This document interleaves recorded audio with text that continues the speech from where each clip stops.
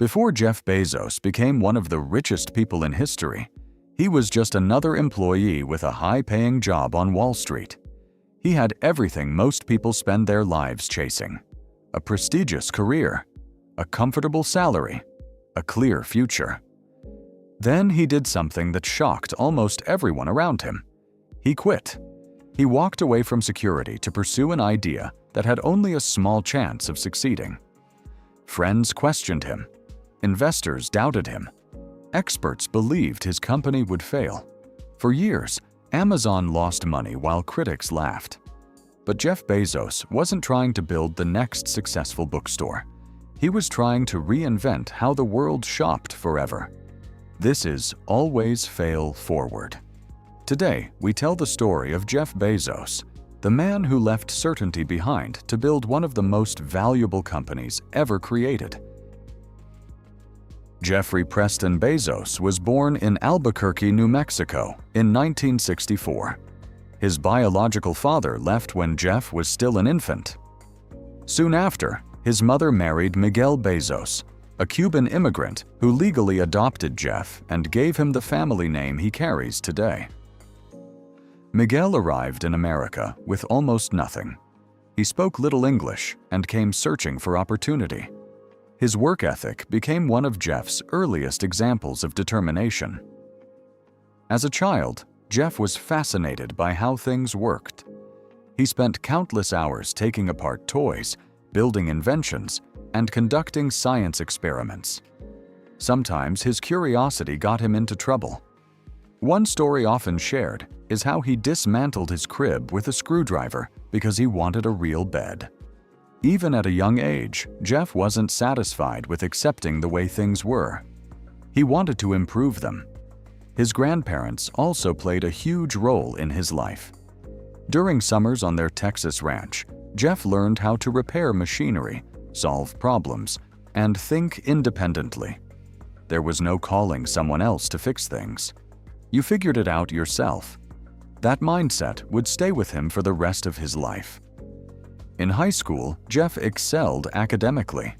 He graduated as valedictorian and later attended Princeton University, earning a degree in electrical engineering and computer science. His future looked incredibly promising, but nobody could have imagined just how much he would change the world. After graduating from Princeton, Jeff quickly built an impressive career in finance. Eventually, he joined D.E. Shaw, one of Wall Street's most respected hedge funds. He climbed the ranks rapidly. The salary was excellent. The career path was clear. Most people would have stayed. But Jeff noticed something unusual. The internet was growing at an astonishing rate. Usage wasn't increasing by 10%, or even 50%. It was growing by more than 2,000% each year. Most people ignored the opportunity. Jeff couldn't stop thinking about it. He began making a list of products that could potentially be sold online. Books stood out. Millions of titles. Easy to ship. No physical store could carry every book. An online bookstore could. But pursuing this idea meant leaving everything behind. Jeff discussed it with his boss. His boss thought it was interesting, but suggested it might be better suited for someone without such a successful career. Jeff had a decision to make: stay comfortable or chase uncertainty. He later described using what he called a regret minimization framework. He imagined himself at 80 years old. Would he regret failing? Or would he regret never trying? The answer became obvious. In 1994, Jeff quit his job. He and his wife, Mackenzie, packed their belongings into a car and drove across the United States to Seattle. During that road trip, Jeff wrote the first version of Amazon's business plan. The company didn't even exist yet, but the dream already did. Amazon officially launched in a small garage. There were no giant warehouses, no robots, no billions of dollars, just a handful of people trying to build something that had never existed before. Orders came slowly. Sometimes employees packed books on the floor because they couldn't afford proper packing tables. Jeff eventually realized something. Buying tables would cost money. Building them from cheap wooden doors would cost much less. Those famous door desks became a symbol of Amazon's culture. Spend wisely. Think long-term. Every dollar mattered. As Amazon grew, profits didn't. Instead of maximizing earnings, Jeff reinvested almost everything back into the company. Wall Street hated it. Analysts questioned him repeatedly. Many believed Amazon would collapse before ever becoming profitable.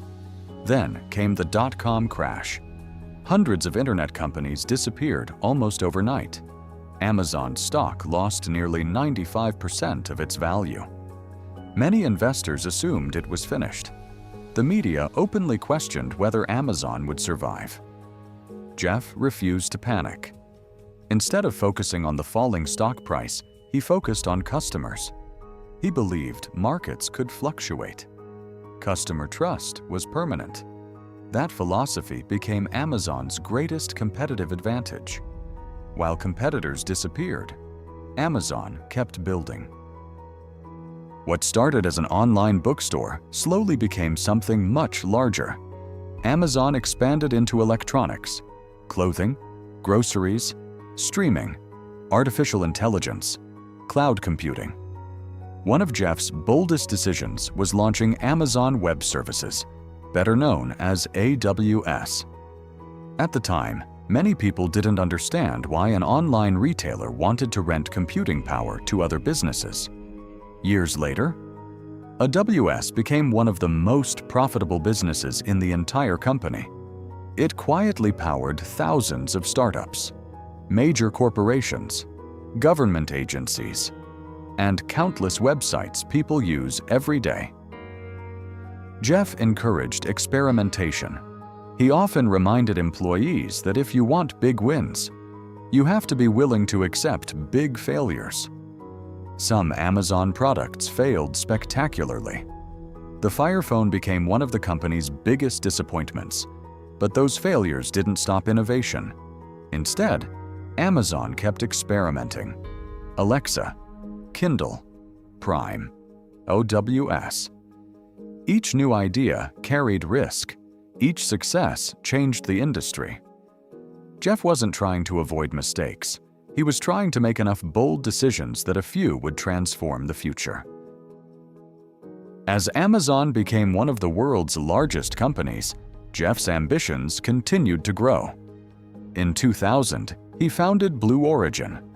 While many people focused on today's problems, Jeff began thinking about humanity's future in space. For years, Blue Origin made little public progress. Critics called it slow. Some questioned whether it would ever succeed. Jeff didn't seem concerned. He believed meaningful innovation often takes decades. In 2013, he purchased The Washington Post, helping revive one of America's most influential newspapers during a difficult period for journalism. Then, in 2021, after nearly 3 decades leading Amazon, Jeff stepped down as CEO. Many assumed retirement. Instead, he shifted his attention toward new challenges: Blue Origin, climate initiatives, long-term innovation. His story wasn't ending. It was evolving.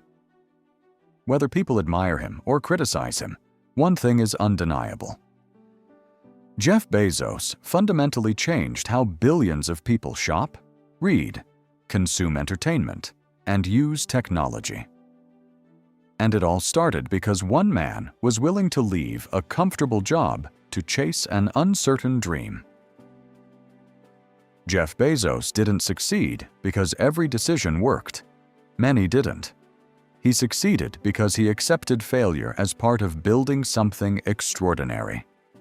He understood that comfort rarely creates history. Taking calculated risks does. You don't have to know exactly how your journey will end. You simply need the courage to begin. Sometimes the biggest opportunity in your life looks like the biggest risk. This is Always Fail Forward.